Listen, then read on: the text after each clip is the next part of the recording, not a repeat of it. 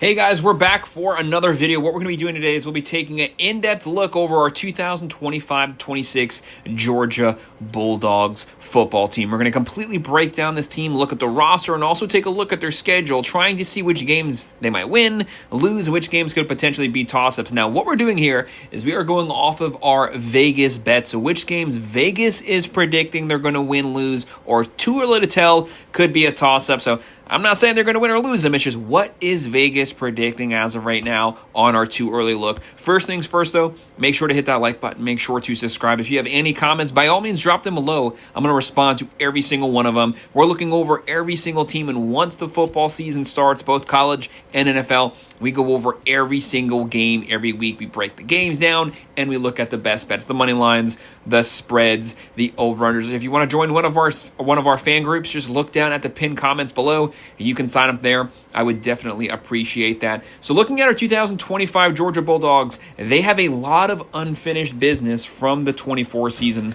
With every year with this Georgia Bulldogs team, obviously they bring massive expectations every single season because the expectation is a national championship. They almost made it last year. Last year was actually a little bit of an upsetting year because they didn't reach their full potential, but this team has a lot of hype, and obviously they have a top 3 overall roster in all of college football. They are loaded at every single position. The main thing that held them back last year was the defense wasn't quite as good as it usually is. Obviously, they usually have a top 10 defense, so everything outside of that is technically a letdown. This team is so talented. And they also had a lot of issues on the offensive side. Obviously, Carson Beck got hurt, but outside of that, they were not able to run the ball. They did not have a 1,000-yard rusher. They were in the bottom 40 teams running the ball. They were outside of the top 80 this season, struggling to not even get 150 rushing yards per game. Very un-Georgia-like. Usually they like to lean on that run, lean on that massive offensive line, wear you down to the run game, let that open up the play action to push the ball down the field. They were not able to offensively dictate the game,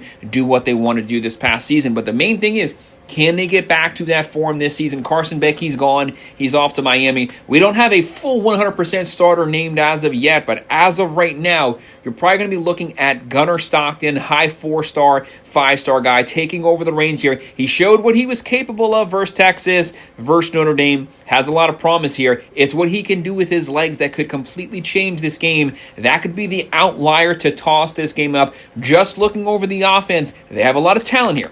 They did lead the FBS in drop passes last season. There's a couple things they need to work on. They have Kirby Smart, one of the best coaching staffs in all of college football. You know when Kirby Smart is at the helm, they're going to demand perfection. We're going to need to see some more, though, from Bobo. Right now, the wide receivers, they still have Kobe Young, Thomas, they have Bell. Zachariah Branch, he's that outside slot guy, the guy who can be a real game changer. They just got to make sure to put the ball in his hands in space. Looking at the running game, we got to get the run game going. Frazier, McCray, Robinson, Jones. We know Georgia's going to be stacked with 4 or 5-star running backs, but we need to see that production translated onto the field. Gunnar Stockton, he has a lot of 4 or 5-star quarterbacks behind him, but he has a lot of praise here, and it's what he can do with his legs that could completely change the outcome of the games. If you can't get that run game going, obviously, a mobile quarterback is probably going to be your best friend going into the season, but the expectations are high, and the schedule is very difficult. You know, Georgia always has a difficult schedule. They're waiting to play anyone, anytime. But once they get in the SEC play, things really get complicated on this schedule. So they're going to have to make sure to get that momentum going. Get that momentum going early. Don't overlook any of these games. Don't overlook any of these teams. But let's take a look at that schedule. When you look there, we are going to be having the Blue Stars. The Blue Stars is the one that Vegas preseason-wise predicts Georgia to win. The Red Stars, the one that Vegas predicts them to lose. And the Yellow Stars are the ones that it's just too early to tell. We don't know enough about the teams, or they're just really too close, and it is a toss-up as of right now. I'm not saying the teams are going to win them, going to lose them, or that they're toss-ups. It's just the early preseason, what are the Vegas bettors saying right now? We know Georgia's going to be good, but the odds are, and the expectations is potentially winning the SEC again, but not just stopping there, winning a national championship. We know they're probably going to make the playoffs, but they want to go further than that. That is not enough for a Georgia Bulldogs team alone. Obviously, when you have a new quarterback here getting his first full year as a starter, a lot of moving pieces, really need to get the offense ramped up. You want to start out the season with a couple cupcakes there just to get everything oiled up. Let's look at the games game by game. Kicking things off Saturday, August 30th, you're going to have the Marshall Thundering Herd coming to Athens. This game might be close first half here. Marshall's not a bad team, and then you have Georgia who's trying to be a little more aggressive on the offensive side here. They might be a little slow to get started, a little rusty, but this is the first game outside of your practices, real football, real tackling here. Georgia might be slow out the gate, but we obviously know how talented they are. They are going to blow Marshall out. It's going to be a curb stomping, and that's exactly what you need. Couple good cupcakes before you get into SEC play. They're obviously going to be very heavily favored this game. Then after that, you have Saturday, September 6th. You're going to have the Austin P. Governors. This is going to be another game that's obviously going to be a blowout, even more so than Marshall. Things are starting to work a little bit. You see what plays are starting to work. Georgia wants to line up. They want to run downhill at you. They want to line up in the eye. Then they want to spread it out. They want some play action. They're going to put up massive points here. This is going to be a 50-3, 50-6 type game here. And then after those two cupcake games, we're finally going to start getting into SEC play. This is when it's going to get really interesting here. This is when a lot of things could be up for grabs. Things could be up for debate. We're going to have Saturday, September 13th at the Tennessee Volunteers. We know Tennessee is going to be a top 25 team to start the season. Could potentially even be a top 10 team here when this game kicks off. This is going to be in Knoxville, Tennessee. It's going to be loud. The crowd's going to be rowdy. There's going to be 100,000 people there. This could even be a game day type of game. And then you have Tennessee, one of the best overall rosters in college football, top 15 roster. Last season, a top 10 defense, top 10 in tackles for a loss, quarterback pressures, top 10 in sacks. They're going to be aggressive. They're going to be coming after Georgia, trying to upset the young quarterback, force him into some mistakes, force some sloppy play here. But the big news, obviously, that's been dominating the entire offseason was Nico leaving Tennessee. He tried to extort them. Things did not work out. They basically booted him off the team. They would not play that game. So now you're going to have a new quarterback coming in here, transferring over from UCLA, previously where he transferred over from Appalachian State. How does he adapt to Josh Heupel's offense? He hasn't necessarily put up the best stats coming off of the worst start of his career, but he is a efficient quarterback. He has some promise there. We just have not seen him in this type of scheme, in this type of system. A lot of unknowns with Tennessee. Tennessee was coming in with a lot of hype to potentially even compete or even win the SEC. Is that still the case? They have a great defense. They have a lot of playmakers. They have one of the best offensive minds in all of college sports with Josh Heupel here. But with the quarterback carousal, with all that going on here, Georgia's beaten Tennessee 8 straight times. Tennessee was loaded last year. Georgia beat them handedly. But this is one of those games you'll want to keep your eye on. I would trust Tennessee to have a better shot to win this game had they had Nico. Not saying that he's a great quarterback, but they would have had a better shot. As of right now, we don't know what we're going to see with Tennessee. With the young starters with Georgia, we don't know how they're going to be rolling right now. We have this game as a toss-up. Not saying Georgia's going to lose it. If you force me to pick, I do think Georgia's going to win this game. It's just one of those ones that you want to keep your eye on here. It's a toss-up, but I'm leaning favoring Georgia. Then after that, we're going to have a bye week. I don't like having a bye week that early, but it is what it is. Whatever happens, the Tennessee game gives you a week off to work on some things that maybe have not been working so far, and you have the bye week right before the Alabama game, so you really can't complain about that. The very next game we're looking at is going to be Saturday, September 27th versus the Alabama Crimson Tide. This is when the Georgia schedule, when you really start to see the depth of it. It is a really tough schedule. They have a tough schedule every season. This game, though, is going to be in Athens, Georgia. We know every time this game happens, this is a game day game. This is two of the best teams in the nation, usually a top 5 matchup. Whoever wins this game could potentially even find themselves in the driver's seat of the SEC. There's going to be two of the top 3, top 5 overall talented rosters in all of college football, two of the best coaches. You have Kalen DeBoer for Alabama.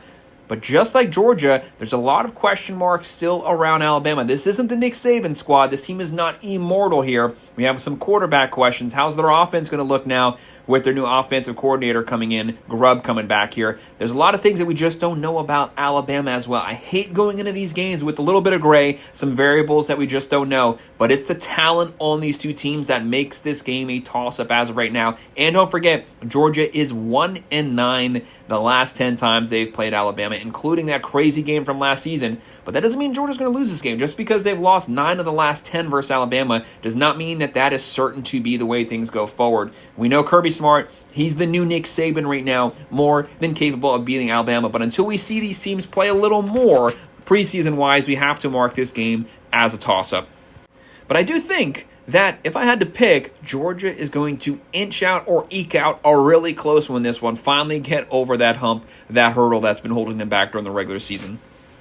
And then off to that little gauntlet there between the Tennessee Volunteers and Alabama Crimson Tide, two top 25 teams back-to-back. Georgia's going to want a little bit of a breather here, and they get one versus Kentucky October 4th. This game is also going to be in Athens, Georgia. Kentucky, they're going to beat Kentucky. They are going to be favored versus Kentucky, getting things back on track, getting a good SEC win. Kentucky, those Stoops, we know they're usually disciplined. They usually have a good defense. They're deep on the lines. They're physical. For some reason, they always play Georgia really close. It's always like a one-possession win here. This game was, I think, like a 13-12 game last season. They always play competitive here, but you know Georgia's going to be favored, and you know that they're going to find a way to win it.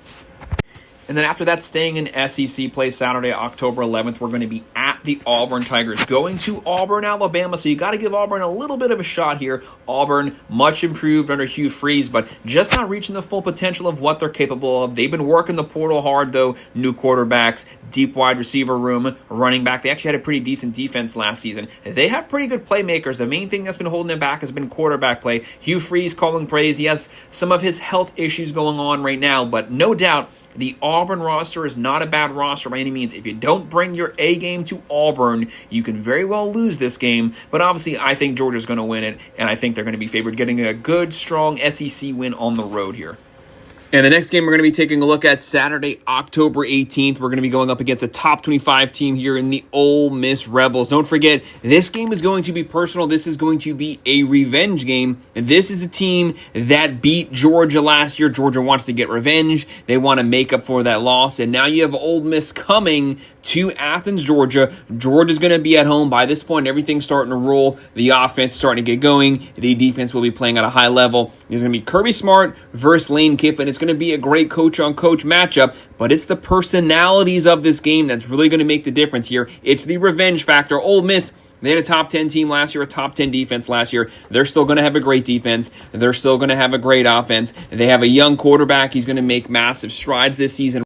But they're replacing a lot of pieces from last year's team. Trey Harris gone. The running back room's been depleted. And, of course, Jackson Dart goes first round. Those missing pieces, it's going to be a lot to ask Ole Miss to come to Georgia, beat Georgia again back-to-back seasons. Georgia has to take them serious, but I think Georgia is going to be the favorites here, and they're going to exert a little revenge in this game as well.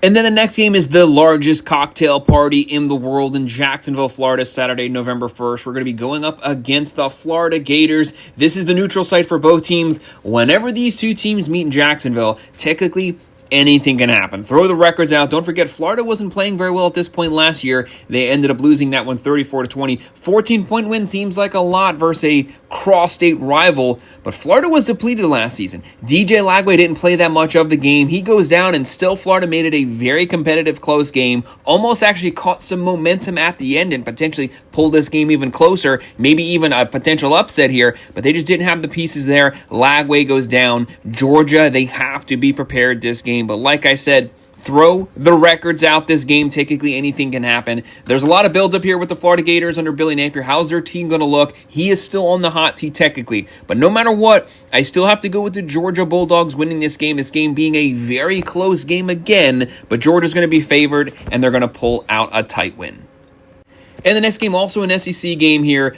Saturday, November 8th, we're going to be at the Mississippi State Bulldogs. This game in Starksville, Mississippi. Obviously, Jeff Lebby's team, he had to completely flip this roster last season. A lot of new pieces on offense, defense. They had to completely change everything, change schemes. They don't have the roster up to where they're going to be. To me, this game is not going to be close at all. I see Georgia being heavy favorites here, and I see Georgia curb stomping Mississippi State this year. And what about this game? This may be Georgia's best, their most difficult game of the season. Saturday, November 15th, the Texas Longhorns. They're not going to be in Austin this season. They're going to be in Athens, Georgia. This could potentially be a game of the year for Georgia, and on a national stage, this could be a number 1 versus number 2 game. No doubt it's probably going to be a top 10 game, maybe even a top 5 game. This is a game day caliber game. We know Texas's roster, just like Georgia, they have a top 5 overall roster. They have a highly decorated quarterback coming out of high school. They have Arch Manning taking the reins from Quinn Ewers. We know they're going to be talented at every single position, but they are replacing a lot of pieces from their last 2 teams, the last 2 seasons where they had great seasons, went to the playoffs, almost made the national championship both times. This team loaded. It is loaded, though, at every single position. They had a top 5 overall defense last season. They're going to have a top 10 defense this season. They're going to have a top 30 offense this season. But we don't know that much from Arch Manning yet. Just like Gunnar Stockton, we haven't really seen him as the full-time starter for multiple games. Might have come out, looked good for 1 or 2 games. I need to see multiple games as teams continue to adapt their play calling to the way that he plays. We need to see that long-term over 1 full season here. But this game, it is honestly completely up for grabs. Vegas has it as a toss-up right now. I genuinely believe it is a toss-up. Georgia fans might say, well, we beat them twice last season, once during the regular season, once in the SEC playoffs. That's all great, but that's not necessarily going to help you this season. Just like Bama always beating Kirby Smart isn't going to help Bama in the 25-26 season. Anything can happen this game. It is a true toss-up here, but no matter what, whoever wins this game, you're probably going to be in the driver's seat in the SEC overall. But you also could have a rematch with them because you can end up facing them again in the SEC championship potentially. And thank God, after that gauntlet of SEC conference games, you finally have a cupcake here right before your final game, Saturday, November 22nd, the Charlotte 49ers in Athens, Georgia. This is going to be a blowout, but Georgia's going to be licking their wounds because they've gone through so many top 25 physical games, going through that gauntlet of a schedule. This is the type of game where you want to rest your starters here, let those backup get some reps, get out to an early lead, pull them all first half, let the second string guys also curb stomp Charlotte. And then to close out the season, Friday, November 29th at the Georgia Tech Yellow Jackets. This was a surprisingly very good game last year. We did call it to be very close. That went into 8 overtimes. Not 1, not 2, not 3, 8 overtimes. Final score 44-42. It was a complete shootout. Georgia's defense obviously not as good in the 24-25 season. Their offense not as good in the 24-25 season. Both of those things need to improve this season. Georgia Tech is technically probably going to be better this coming season than they were last year. They had a lot of injuries concerns. And basically this game, they just had to come out and run it nonstop last year because King was really banged up. They are a well-coached team. They are an under-the-radar team. But Georgia also, they're not going to overlook them this season. They almost got upset last season, should have been upset. Questionable call there in the fourth quarter at the end led Georgia tie it to send it to overtime. But no matter what, Georgia's going to be prepared for Georgia Tech this game. I have Georgia winning this one. I have them being the favorite here, but I do think it's going to be a very close game. It's just not going to be an 8 overtime game. So guys, that's all of our predictions, all of our early season Vegas predictions for the 2025-26 Georgia Bulldogs team. Make sure to hit that like button. Make sure to subscribe. If you have any comments, by all means, do you agree, disagree, drop them below. I'm going to respond to every single one of them. If you want to join one of our member teams, look down in the comments below. I do have a link pinned down there. We would appreciate it. Thank you.